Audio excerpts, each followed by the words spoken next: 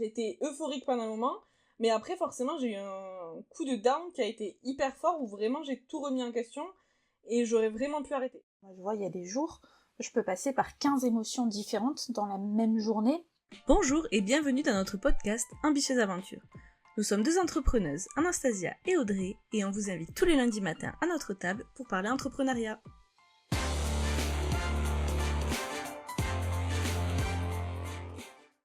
Bonjour Anna. Bonjour Audrey, bienvenue dans ce nouvel épisode. Aujourd'hui, nous allons parler des montagnes russes de l'entrepreneur. Effectivement, le quotidien d'un entrepreneur est souvent semé d'embûches psychologiques. Pas facile de garder toujours un mental au top. Et donc, ça va être notre sujet d'aujourd'hui. Oui, c'est vrai que en tant qu'entrepreneur, je pense que c'est la chose qui m'a le plus surprise au début. On sait que ça va être difficile, que ça va être challengeant, mais les premiers mois, les premières semaines, je dirais, mais encore aujourd'hui, hein, mais c'est quelque chose qui m'a surprise d'avoir envie de tout arrêter toutes les, toutes les 2 semaines. Finalement, je me suis rendu compte au fil du temps que c'était normal d'avoir envie de tout arrêter souvent, mais au début, c'est surprenant et c'est difficile à gérer. C'est ça. En fait, on est constamment dans un espèce de tourbillon où à un moment on est à fond, on se dit tout va bien, c'est génial, j'adore mon entreprise, j'adore mon projet, ça va marcher à fond. Et puis le moment d'après, ça va être l'inverse complet, on va se dire bah non en fait ça va pas du tout, il y a rien qui va, j'ai pas de clients. Et tu dis même toutes les 2 semaines, mais ça peut même être au sein de la même journée. Enfin, moi je vois, il y a des jours, je peux passer par 15 émotions différentes dans la même journée, et parfois 15 émotions différentes sur le même sujet, en fait. Ça va être le même problème, mais à un moment, je vais me dire, c'est la fin de ma vie, je vais tout perdre parce que y a un problème. 2 minutes après, je vais me dire, mais en fait, je vais rien perdre du tout, c'est quoi le pire qui puisse arriver? Bon, bah, c'est pas grave. Puis la minute d'après, j'ai encore envie de pleurer. Je pense que montagne russe, c'est le bon terme. Parler de, de l'état d'esprit d'un entrepreneur. Ouais. Est-ce que c'est facile à gérer? Est-ce que toi, dans la vie de tous les jours, t'es du genre plutôt très émotive et du coup, en business, c'est un peu difficile à gérer? Ou est-ce que au contraire, c'est des émotions toutes nouvelles que t'as découvert avec le business et du coup, tu arrives à mieux gérer tes émotions parce que c'est pas quelque chose qui t'empêche de vivre au quotidien? Alors moi justement, j'ai tendance à être assez émotive, de vraiment absorber les énergies des autres et tout aussi, d'être peut-être hypersensible. Et du coup, j'ai tendance à avoir beaucoup de variations déjà de base dans ma vie de tous les jours. Alors en plus, le business a été vraiment, les premiers mois, vraiment très difficile parce que vraiment c'est un changement de vie radical. Je pense qu'on s'en rend pas assez compte que vraiment on change de vie. Il y a vraiment une responsabilisation, un stress, une pression qu'on se met qui est assez folle et qui du coup je pense aussi déclenche plus de variations de morale, quoi, parce qu'il y a des jours où t'as beau te battre, des fois tu baisses les armes un peu et t'as juste envie de souffler, parce qu'en fait c'est toujours à toi de tout porter sur tes épaules et de tirer le chariot, quoi. Vraiment c'est grâce à toi que ça avance. Et si un jour tu t'es un peu moins bien, tu te dis ah oui mais du coup ça n'avance plus.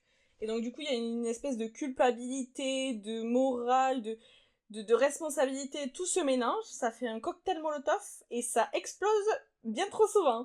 Donc c'est vrai que ça c'est le truc que j'ai découvert. Par contre, je dirais que l'entrepreneuriat m'a aidé à gérer mes émotions. C'est l'inverse, c'est-à-dire qu'à force de passer à travers de ces phases, je pense que je suis beaucoup plus à même maintenant de relativiser la résilience, tu vois. J'arrive plus à prendre du recul peut-être face à ces émotions-là. Je me dis ok, c'est normal, c'est un mauvais moment à passer, dans 10 minutes ça ira mieux, ou demain, ou tu vois. Je sais que c'est temporel, en fait, qu'il y a une temporalité au mal-être qui... Voilà, que plus tard ça ira mieux. Je pense que les moments de down durent moins longtemps. Après, les moments de up, ça va bien. Les moments de up, j'aime bien. Après, attention, les moments de up, je suis toujours tellement surexcitée que je me fatigue. Je sais pas si toi, ça t'arrive. Oui, et je suis d'accord avec toi sur le coup du stress qui vient du fait qu'on porte tout, c'est qu'on a, en tant qu'entrepreneur, on a cette espèce de charge mentale de l'argent qu'on va ramener à la fin du mois. En fait, ça repose uniquement sur nos propres épaules, en fait. Et je pense que t'as raison quand tu dis que c'est cette pression qu'on se met en fait qui doit exacerber toutes les émotions parce qu'en fait chaque événement qui va se produire dans ton business, que ça soit positif ou négatif, tu sais que ça peut avoir un impact hyper important dans ta vie, et je pense que c'est aussi ça qui fait que nos émotions sont peut-être complètement exacerbées par rapport à la vie personnelle. Après, moi aussi je suis quelqu'un de base dans la vie personnelle, de très très émotif. Je pleure très rapidement devant les films. Euh, comme toi, je prends beaucoup les émotions des autres, et les énergies des autres. Et donc je pense qu'en business, c'était sûr que ça allait être un roller coaster pour moi assez fou. Et ça l'a été, hein, les premiers mois, voire les premières années. Il m'est arrivé de complètement perdre mon sang-froid face à des clients. Donc c'était soit de me mettre à pleurer ou à trembler parce que je suis très très anxieuse. Et donc quand il y avait un problème que j'avais l'impression de ne pas pouvoir résoudre, ou alors quand j'avais un client qui était irrespectueux, je sentais la colère monter en moi. Je voulais rester professionnelle, donc je voulais absolument pas m'énerver devant lui, sauf que ça ressortait de diverses manières. Donc c'était soit je me mettais à pleurer, soit je me mettais à trembler. Enfin, c'était très très compliqué. Donc quand t'es devant un client qui déjà te respecte pas, s'il voit que tu commences à trembler ou que tu te mets à pleurer devant lui, il va pas te respecter plus. Et donc j'avais des moments qui étaient vraiment vraiment très très difficiles. Et donc je pense que c'est un peu pareil que toi. J'ai appris à gérer un peu mes émotions. Alors dans la vie personnelle, je pense que je n'arrive toujours pas à gérer mes émotions. Mais en business, par contre, aujourd'hui, je suis... Enfin, en fait, j'ai l'impression d'avoir une deuxième personnalité en business. Donc je pense que j'arrive beaucoup mieux à gérer mes émotions. Mais j'ai encore des périodes de down à fond, et des périodes qui, au contraire, sont en up. Et par contre, oui, quand tu dis que tu te fatigues dans les périodes en up, bah complètement. Parce que quand je suis dans une période ultra productive, ultra créative, je peux passer des nuits blanches entières à travailler sans même me rendre compte, en fait. En général, c'est l'arrivée du soleil le matin qui va me faire me rendre compte que j'ai pas dormi de la nuit, que j'ai été toute la nuit sur mon ordinateur, alors que j'avais dit je me couche tôt, parce que souvent c'est quand je dis allez ce soir je me couche tôt, qu'au final je termine à travailler toute la nuit. Et du coup, et je pense que ça n'aide pas non plus les montagnes russes émotionnelles, parce qu'au final, quand t'es en up, t'es à fond, tu te fatigues, tu travailles beaucoup plus que ce que ton corps peut supporter. Et du coup, bah, quand cette phase hyper productive commence à s'épuiser un petit peu, parce que ça s'épuise toujours, bah, quand ça commence à s'épuiser, en fait, tu peux vite tomber très très bas, parce que bah, t'as la fatigue qui vient se rajouter, t'as l'épuisement, et puis il suffit que le truc sur lequel t'as travaillé à fond, t'étais ultra motivé, ne fonctionne pas autant que tu le voudrais, et alors là, bah là c'est fini, là tu tombes au fond. C'est comme on le dit, c'est soit t'es à fond, soit t'es au fond. Et bah là oui, il suffit qu'il y ait un truc qui fonctionne pas, tu peux vite tomber au fond. Et surtout, comme on dit, quand il y a ce moment où tout est génial, où tu travailles à fond, et les nuits blanches, et les trucs, et les machins, où t'arrêtes pas, clairement, moi, il y a des jours, j'ai passé peut-être 2 semaines sur des périodes de travail intenses, où vraiment, je prenais peut-être 3 heures dans ma journée hors travail, quoi. Après, je dormais, évidemment, en plus, mais il y a des fois, vraiment, dans une semaine, j'ai dû faire 2 nuits blanches, pareil, où c'est les oiseaux et le soleil qui me disaient que, voilà, c'était le matin. Et en fait, le truc, c'est que du coup, tu prends plus soin de toi, tu fais plus ton sport, tu fais plus tes routines qui te font du bien. En fait, tous les moments qui te font du bien, tu les as plus. Tu vis qu'à travers ton travail. Et du coup, tu sais, avec la fatigue, avec tout ça, que tu t'es mis une pression de fou. Même ton ordi, il en peut plus. Il lâche limite avant toi. Et du coup, quand tu lances le truc, si ça marche pas trop, tu t'es mis tellement de pression, tellement de fatigue, tellement de... T'as dédié ta vie à ça, alors que clairement, le projet n'a rien demandé. Et du coup, forcément, tu tombes, mais alors au plus bas, parce que en fait tu t'es oublié, tu vivais plus en tant que toi, en fait tu t'étais vraiment une autre personne. Et moi vraiment ça je l'ai vécu. Maintenant j'essaie, quand j'étais en Espagne vraiment je l'ai vécu à fond, parce que vraiment c'était l'objectif du voyage, c'était de me concentrer sur mon travail, mais ça a été trop, vraiment beaucoup trop. Et dans tous les cas, dans tous les extrêmes, c'est mauvais, que ce soit trop bien ou trop mal. Donc j'ai été euphorique pendant un moment, mais après forcément j'ai eu un coup de down qui a été hyper fort, où vraiment j'ai tout remis en question. Et j'aurais vraiment pu arrêter. Je pense que j'aurais pu arrêter au moins 15 fois, 20 fois, 30 fois déjà. Mais là, celle-ci, elle était... elle était quand même violente. Et je pense que c'est parce que, en fait, on s'oublie en tant que personne, quoi.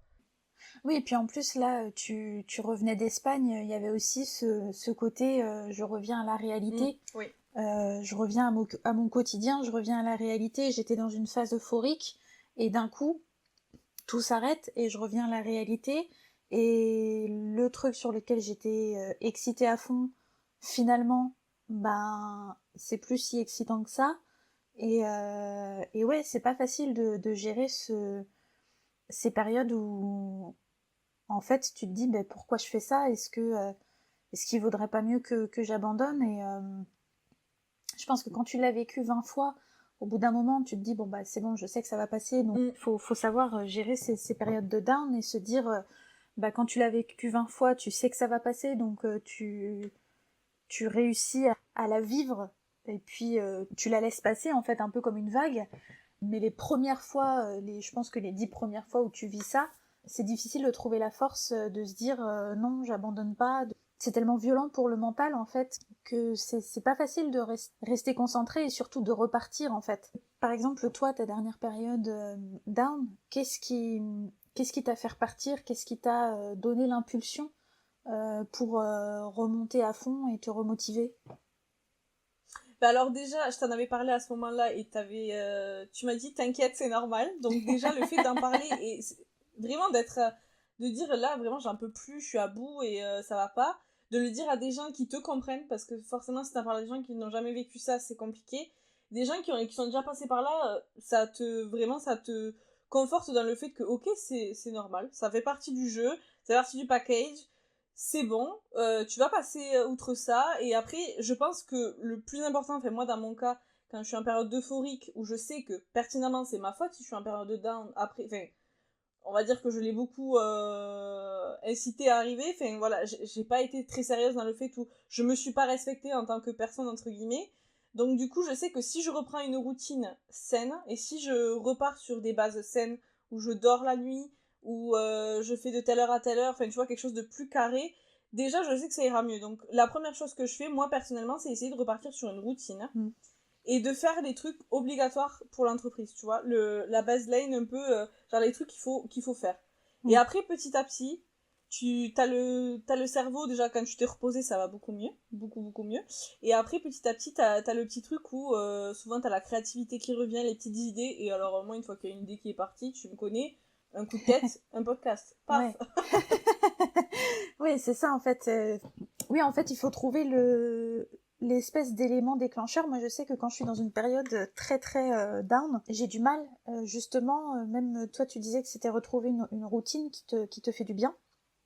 Moi, c'est la chose que j'ai le plus de mal à faire, c'est de suivre une routine en fait. Souvent j'essaye de m'en mettre des routines les plus simples possibles parce que je sais que j'arriverai pas à la tenir si je fais quelque chose de trop complexe. Par exemple les gens qui se lèvent tous les jours à la même heure, qui vont faire du sport tous les jours à la même heure, qui font leur petit déjeuner, qui font un petit déjeuner de fou. Je suis admirative des gens qui sont capables de tenir des routines comme ça quotidiennement. Moi j'en suis incapable. C'est-à-dire qu'il y a des matins, en général, je me réveille entre 5h30 6h tous les matins.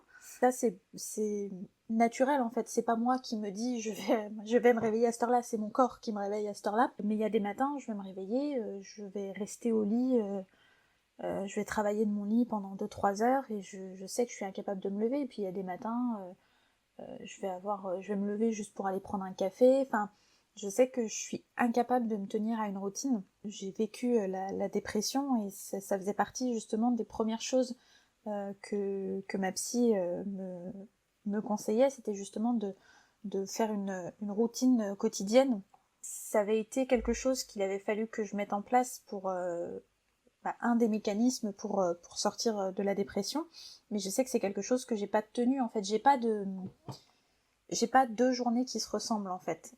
Moi, ça va être plutôt essayer de retrouver la petite étincelle en fait, trouver un truc qui va me motiver. Donc, ça va être soit parler avec des gens par exemple, parler avec toi, tu pars sur un coup de tête, hop, on se retrouve à faire un podcast comme ça sur un coup de tête. Enfin, tu vois, c'est des petites choses, c'est parler avec des gens qui qui eux sont dans une phase up et, qui vont me donner l'impulsion en fait pour retrouver cette espèce d'étincelle créative qui va me remettre à fond dans le travail. Et puis après, bah, on repart dans un même cycle. Oui, continuellement, en fait, mais après, c'est l'histoire de la vie, je pense, les cycles, mais c'est vrai que c'est amené à se ramener plus ou moins fort. Et comme on dit, des fois, dans la journée, t'arrives à avoir des mental breakdowns dans la journée, et des fois, il y en a des plus gros, vraiment, qui peuvent durer plus longtemps, enfin, en fonction de, voilà. Mais dans tous les cas, dans la journée, moi, je sais que s'il y a un truc qui va pas trop, genre, typiquement, si j'ai un logiciel qui bug, tu vois, ou un truc comme ça, de manière générale, je suis toujours atteinte dans mes délais de, tu vois, pour rendre les choses et tout, je fais jamais les choses à la dernière minute. Donc, je sais que j'ai toujours la possibilité de me dire, ok, là, ça marche pas, ça sert à rien de forcer. J'arrive à avoir ce truc de ça sert à rien de forcer, fais une pause, tu vois, ou fais autre chose. Et ça, j'arrive à l'avoir. Et je suis contente d'avoir réussi à trouver ça, parce qu'au début, c'était vraiment pas le cas. Je suis un peu têtue. Et du coup, j'étais un peu, genre, je fonce tête baissée, ça marche pas, tu vas voir qui c'est qui a raison. C'est qui le chef ici, tu vois. Sauf que si l'ordi a décidé que ça allait pas Ouais, mais du coup, tu marcher, ouais, t'épuises. puis oui, tu t'épuises, puis si l'ordi a décidé que ça marchait pas, c'est mort, ça marche pas. Donc en fait, quoi que tu fasses, dans tous les cas, c'est pas toi qui as raison. Ouais, c'est ça. Bah, en fait, ouais, c'est exactement ça. Ben, moi, j'ai pris l'habitude en fait que rien ne fonctionne. Donc Ouais. déjà, on part sur cette base. Euh, je sais que de toute façon, il va y avoir quelque chose qui va bugger. Euh, et je peux rien y faire en fait. Moi, je suis pas ingénieur informatique, et donc il faut trouver la force de se dire bon allez, tu fais une pause. De toute façon, t'énerver, ça servira à rien. Mais c'est vrai que tu montes très vite dans les tours en fait. Enfin, en tout cas moi, je sais que je monte très vite. Je m'énerve très vite. Bah là, par exemple. Exemple très très récent, mes comptes réseaux sociaux qui ont été suspendus sans aucune raison. J'ai fait appel, Instagram était censé étudier mon appel sous 24 heures, donc mon compte était censé, enfin mes comptes, parce qu'il y avait deux comptes, qui étaient censés être remis en place sous 24 heures. Là, à l'heure où on enregistre, ça fait 37 heures. C'est ça. Ça fait 37 heures. Donc on est loin des 24 heures que Instagram m'avait promis. Voilà. Et donc là, ça fait 37 heures que je n'ai plus accès à mes réseaux sociaux, sachant que pour le côté accompagnement business, moi, tout fonctionne par les réseaux. En fait, tous mes clients, je les trouve sur les réseaux sociaux. Donc là, ça fait 37 heures que je n'ai pas pu communiquer sur mon offre. Ça fait 37 heures que j'ai des clients à qui je parlais en fait sur les réseaux avant que tout soit bloqué. Ces gens-là, je leur ai envoyé un message. S'ils ont essayé de me répondre, ils ont dû du coup ne pas me retrouver dans leur message. Ils ont dû penser que je les ai bloqués ou je ne sais Ouais. quoi parce que mes comptes ont été suspendus pour l'instant. Et donc ça fait 37 heures que ces gens-là attendent une réponse. Il y a de fortes possibilités pour qu'ils soient allés voir quelqu'un d'autre qui leur réponde pour le coup. Et donc que je perde potentiellement, bon là j'avais quatre personnes en discussion, donc je perds potentiellement 4 clients. C'est beaucoup de perdre 4 clients et tu te dis en plus pour quelque chose, bah t'as aucun contrôle dessus, tu ne sais pas pourquoi, tu sais pas ce qui s'est passé, parce que moi je n'ai aucun contenu qui va à l'encontre des termes d'utilisation d'Instagram. Donc tout mon contenu a priori est légal.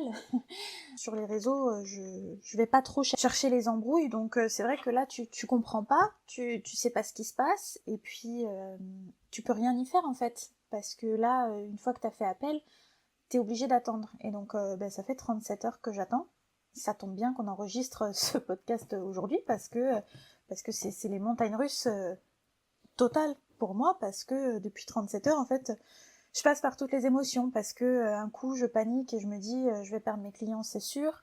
La minute d'après je me dis bon, mais en même temps si je les perds eux, bon bah c'est pas grave, j'en trouverai d'autres, c'est pas comme si j'étais à la rue, c'est pas comme si j'avais pas d'autres sources de revenus, enfin voilà. Donc c'est pas non plus la mort.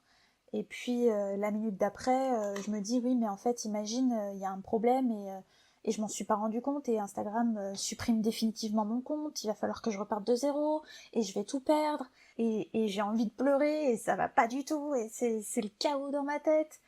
Et puis l'heure d'après, c'est ah, mais en même temps, ça pourrait être fun de recommencer à zéro, voir en combien de temps je serais capable de refaire un peu ma communauté. Enfin, tu vois, c'est vraiment là, depuis 37 heures, ma vie illustre totalement le sujet de cet épisode, en fait, parce que j'ai totalement vécu ça, où je me disais, mais ma fille, mais t'es complètement schizophrène, en fait. T'as deux personnalités, même 5 personnalités différentes, ouais, toutes les heures, j'ai des nouvelles réactions, des nouvelles émotions sur un même problème qui n'a pas avancé.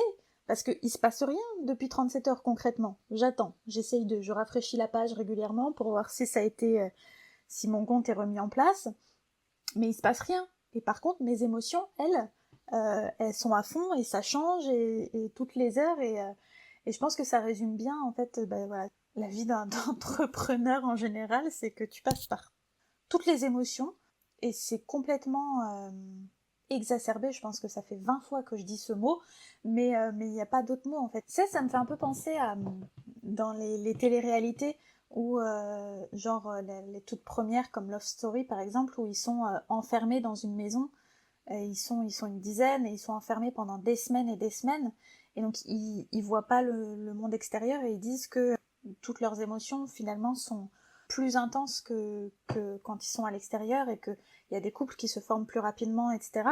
Parce que justement ils sont enfermés les uns sur les autres avec aucun contact avec l'extérieur. Et je trouve que quand t'es entrepreneur, c'est un peu le même effet, parce que tu es vraiment, t'es tout seul avec toi-même et t'es seul aux rênes en fait, et t'es seul à gérer tout ça, et je pense que ça impacte complètement la gestion des émotions et le fait de vivre des émotions beaucoup plus intenses que ce que tu vivrais au quotidien. C'est ta vie. Quand on résume, on te dit, tu sais, l'équilibre vie pro, vie perso d'un entrepreneur, c'est facile à dire, mais en réalité, ta vie pro, ça impacte énormément ta vie perso. Et en fait, t'es quand même qu'une seule et même personne. Et certes, tu peux gérer tes horaires de travail, tu vois, ta charge de travail. Mais dans tous les cas, que tu le veuilles ou non, même quand tu travailles pas, t'es entrepreneur. T'as pas le choix de penser à... Ça n'arrête pas de tourner dans ta tête. C'est pas possible autrement, parce que quand tu vas faire tes courses, tu te dis, ah oui, c'est ce client-là qui m'a payé mes courses. Enfin, en fait, tu vois, t'as tout qui est relié, parce que du coup, c'est ton moyen de vivre.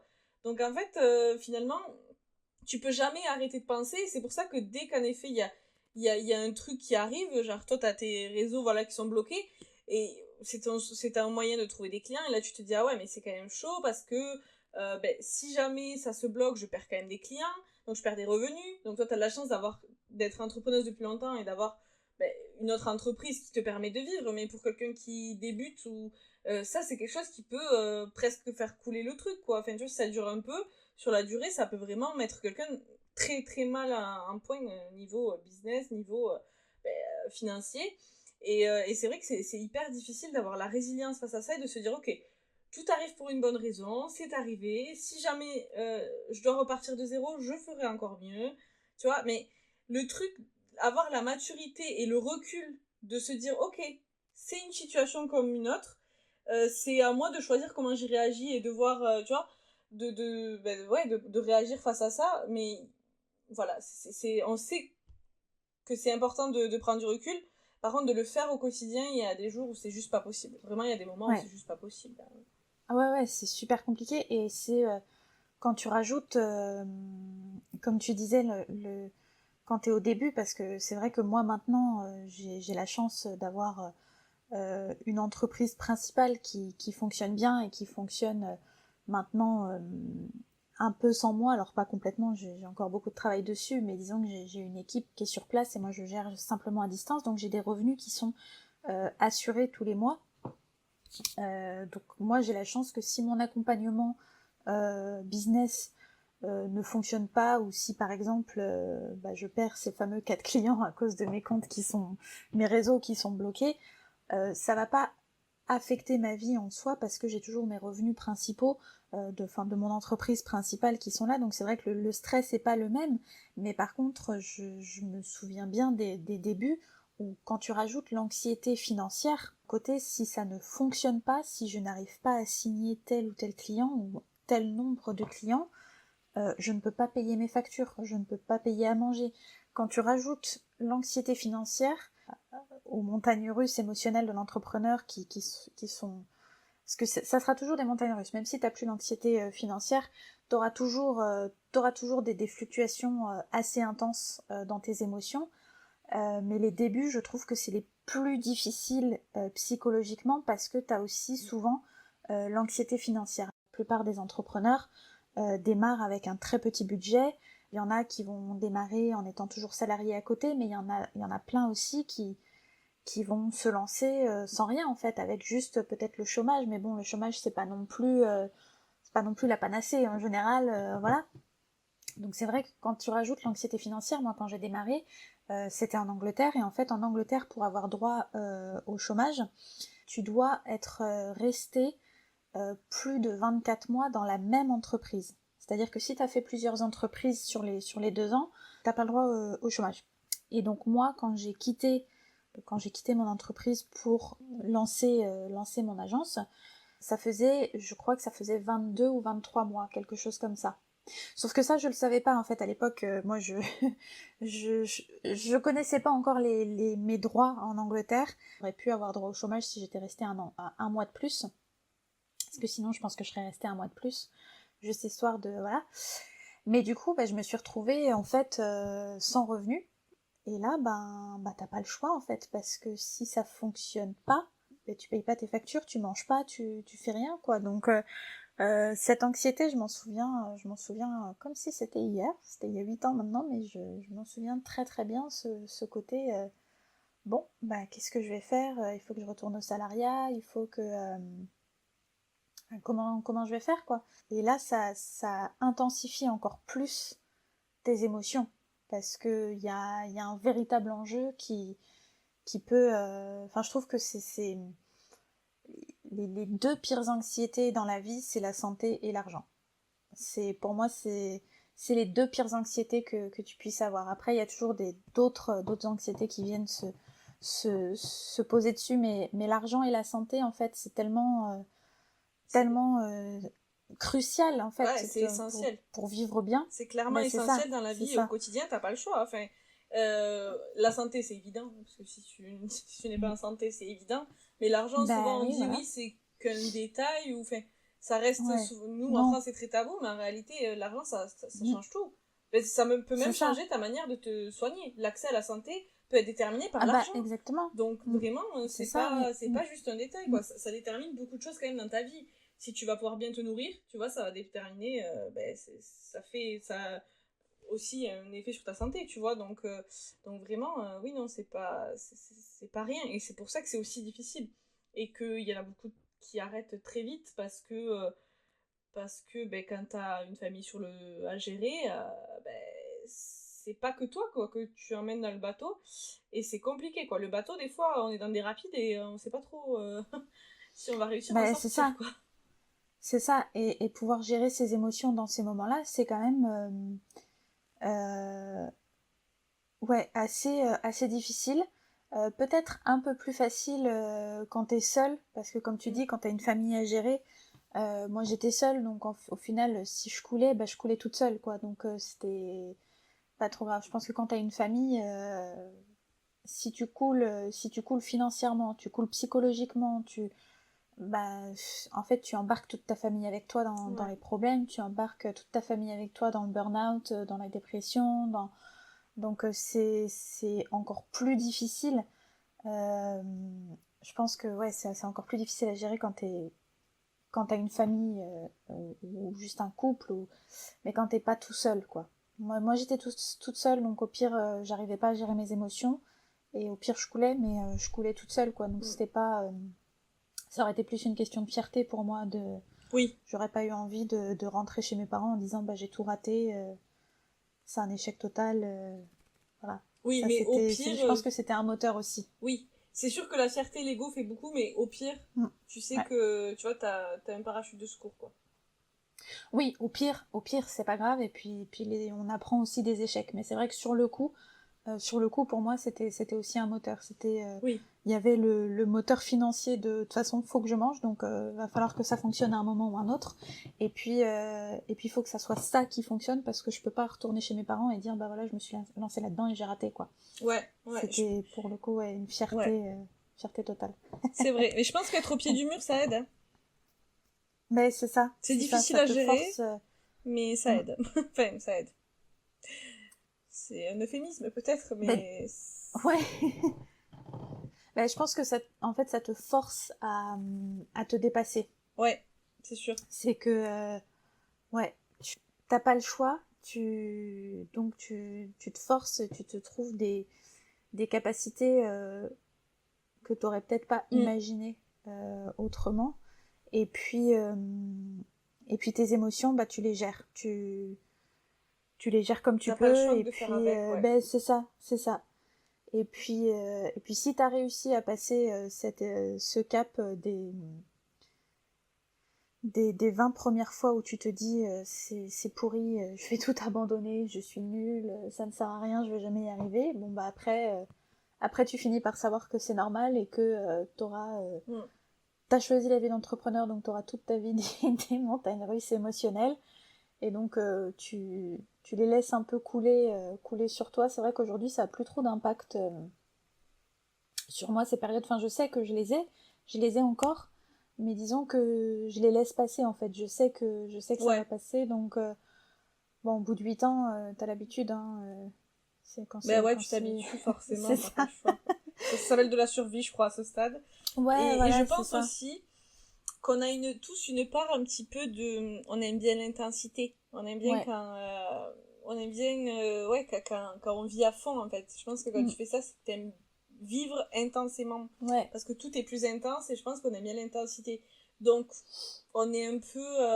on aime bien se faire du mal des fois aussi, je crois. Ouais. je pense qu'il doit y avoir un truc de ça aussi. On doit aimer... je sais pas d'où ça pourrait venir, ce besoin parce que bon, si t'aimes l'intensité, tu peux tout simplement aller dans un manège, dans un parc d'attractions, ou sauter en parachute, enfin voilà, il y a des gens qui font des trucs comme ça pour pallier à leurs besoins d'intensité. Et nous on décide de le faire au quotidien, en fait. On décide de vivre cette intensité au quotidien. On n'a pas juste besoin d'un petit shot une fois de temps en temps. Ouais, mais ça fait partie de la vie, tu vois. Parce que finalement, la vie, c'est d'être confronté à des situations et de les gérer. Et je pense qu'on a quand même un truc où on aime bien ça. Ouais. Peut-être qu'on aime bien résoudre des problèmes aussi. On aime vivre intensément, on aime résoudre des problèmes, on aime... Ouais. Et puis quand c'est des périodes hyper hautes, c'est vrai que il y a un truc...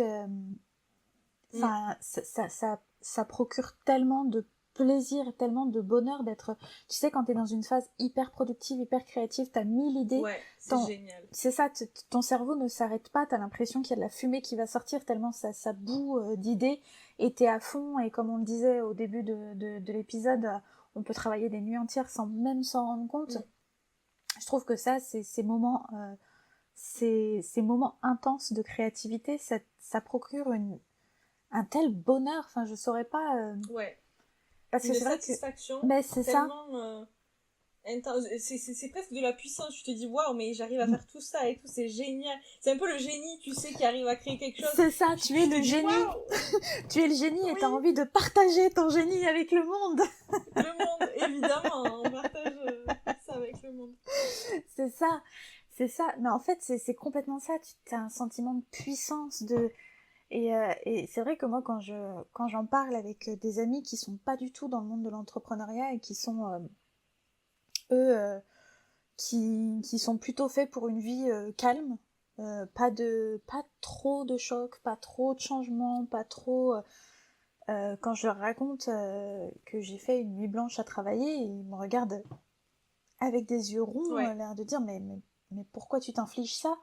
Et je me dis mais c'est pas je m'inflige en fait, c'est génial, moi j'adore ça. C'est comme il y a des gens qui... Mais c'est ça, les gens qui vont à la salle tous les jours, moi aussi j'ai envie de leur dire pourquoi tu t'infliges ça, et eux ils vont dire ah c'est génial, ça envoie de la dopamine. Bah, travailler toute la nuit, moi c'est ma dopamine, c'est ça qui m'envoie... c'est super. Bah, c'est ça. J'adore travailler la nuit. Mais exactement. Et même quand t'as travaillé toute la nuit, en général, le matin, enfin je sais pas toi, mais moi je sais que même quand je me rends compte que c'est le matin et que j'ai travaillé toute la nuit, ben j'ai pas forcément envie de dormir pour autant, hein. En général, je pars sur ma journée et des fois je me dis, bon allez, t'essayes de dormir quand même un peu et au final j'arrive pas à m'endormir, je pianote sur mon ordinateur, je scrolle un petit peu sur les réseaux, bon en ce moment je ne peux pas, mais... Mais en général, ouais, même si j'ai fait une nuit blanche, je vais continuer sur ma journée. Et en fait, j'ai tellement cette espèce de rush d'adrénaline de la nuit créative que je suis pas fatiguée jusqu'au soir. Et le soir, je vais être fatiguée à une heure classique. Je vais aller me coucher. Enfin, je vais pas aller me coucher plus tôt parce que j'ai fait une nuit blanche, en fait. Et je pense que ça, c'est parce que on doit avoir un truc dans notre cerveau quand on est dans une phase créative, phase up à fond, qui nous balance... je sais pas si c'est de l'adrénaline ou de la dopamine ou je connais pas trop le sujet, mais ouais voilà, c'est un peu de tout qui nous balance une dose de bonheur assez folle. Donc ouais, parce qu'on parle beaucoup des moments down, mais les moments up pour les entrepreneurs sont tout aussi intenses et ouais, c'est euphorique. Et c'est du ça. coup, cette euphorie vaut le mal-être après. Enfin, en fait, mais complètement. Je pense qu'il y a le truc où t'as été euphorique, t'as été tellement bien que c'est pas grave si après t'es down. Et en plus, c'est pas dans ces moments de down que tu te recharges. Ouais. Tu prends conscience que c'est là que tu te recharges pour repartir. C'est ça, et tu recharges tes batteries. ce moment euphorique, du coup, tu te dis, j'attends le prochain. C'est ça, c'est totalement ça. Et tu sais qu'il va y en avoir un autre. Tu sais que, alors peut-être pas au début, mais quand tu commences à prendre l'habitude, tu sais qu'il va y avoir un autre moment euphorique. Et donc c'est juste, comme on disait tout à l'heure, en fait, retrouver l'étincelle pour repartir sur un moment euphorique. Mais c'est vrai que c'est tellement... je saurais pas l'expliquer, quoi. Tellement... Enfin... Ouais, je saurais pas le mettre en mots, tellement c'est une sensation... une sensation de bonheur intense, en fait, que t'as... Ouais, j'adore. J'adore. C'est vrai que je pourrais pas me passer de ces montagnes russes, en fait. Je les adore, ces montagnes russes. Oui, et en plus, je pense que quand on réfléchit, nous, en tant que femmes, parce que du coup, on est deux femmes à parler autour du sujet, je pense que c'est encore plus vrai quand t'es une femme, parce que nous, c'est sûr qu'on est cyclique, tu vois, et on a vraiment des variations d'humeur de manière générale dans notre vie de tous les jours, sans parler travail c'est ou entrepreneuriat. Sûr. Est-ce que ça ne serait pas d'ailleurs un sujet intéressant pour le prochain épisode ? Mais exactement. Du coup, c'est lundi prochain, quoi. Voilà, parler du cycle et de l'impact du cycle menstruel sur les femmes entrepreneurs, parce que ça, c'est un sujet qui nous touche quand même toutes. Oui. Je pense qu'on ait des cycles classiques, des cycles un petit peu dans tous les sens, ou pas de cycle du tout, enfin pas de règles en tout cas. Je pense que c'est quelque chose, le cycle hormonal, c'est quelque chose qui touche toutes les femmes. Et donc, ça serait un très très bon épisode pour lundi prochain, du coup. Exactement. Donc on vous dit à lundi. À lundi. Bonne semaine et bonne montagne russe finalement. Voilà, bonne semaine ultra créative. À vous tous.